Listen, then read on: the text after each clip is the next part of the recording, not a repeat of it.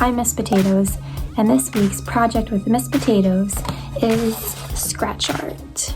I've been wanting to do this activity for a while because before school closed, I bought an activity like this for St. Patrick's Day, and I thought it was a good way to practice writing your name, uppercase and lowercase letters, numbers, shapes, cursive writing, but we never got to it, and I still think it's a fun way to practice writing because it's a multi-sensory approach, because you have the tactile and visual stimuli because there's so many different colors.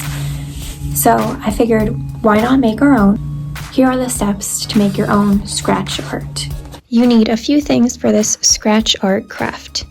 The first is paper, and it's better to have thicker paper like cardstock or construction paper, because when you scratch it, you don't want to make any holes in the paper.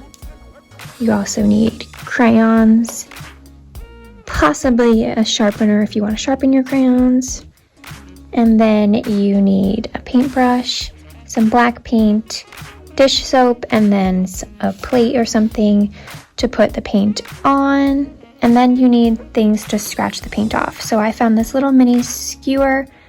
I'm thinking that a pencil might work if you have a sharper point, or toothpicks. The first step to this project is to color in your paper with crayons. And it doesn't matter how you do it, but just make sure the whole paper is full. This is great for fine motor skills, hand strength, and endurance.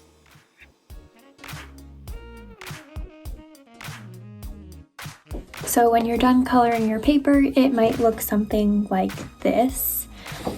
And you want to try to cover all of the white spots as much as possible. And the next step is to paint this black. Before you begin to paint, you need to make the paint and soap mixture. So I would recommend doing more paint than dish soap. So I'm just going to do one little drop of dish soap, and then I'm going to start mixing it. You don't want the paint to become too diluted by the soap, because then you will be able to see right through it, and you'll still be able to see your crayon through the paint. So this looks good, it's not too watery. And now it's time to paint. So I already did one coat just to save some time in the video, and I let it dry partially, and now I'm going to go back in and do a second coat just to cover the spots that you could still see the crayon.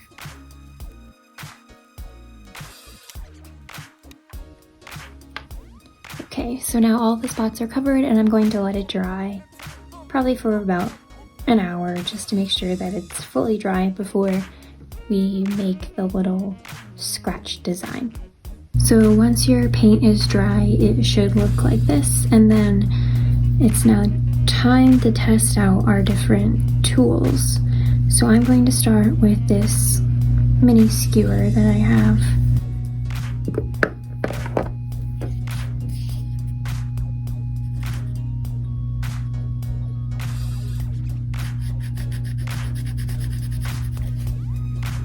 That seems to be working. I'm going to test out my toothpick.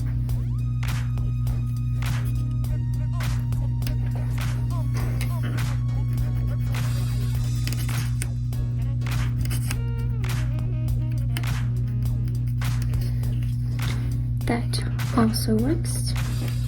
Now I'm going to test out my pencil. I just sharpened it, so it has a thin point.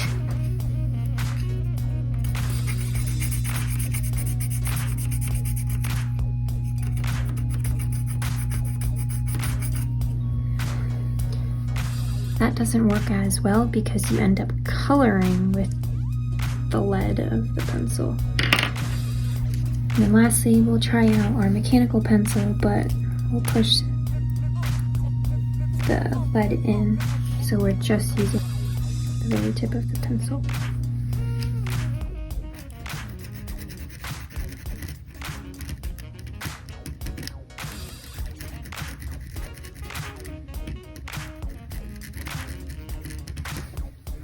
So that also works okay, but overall I would recommend the toothpick or the skewer. So you can begin drawing whatever you want, or you could write letters to practice uppercase and lowercase, numbers, or even cursive. If you're younger, you can have a parent or an older sibling write letters so then you can trace them. But I'm going to make a design.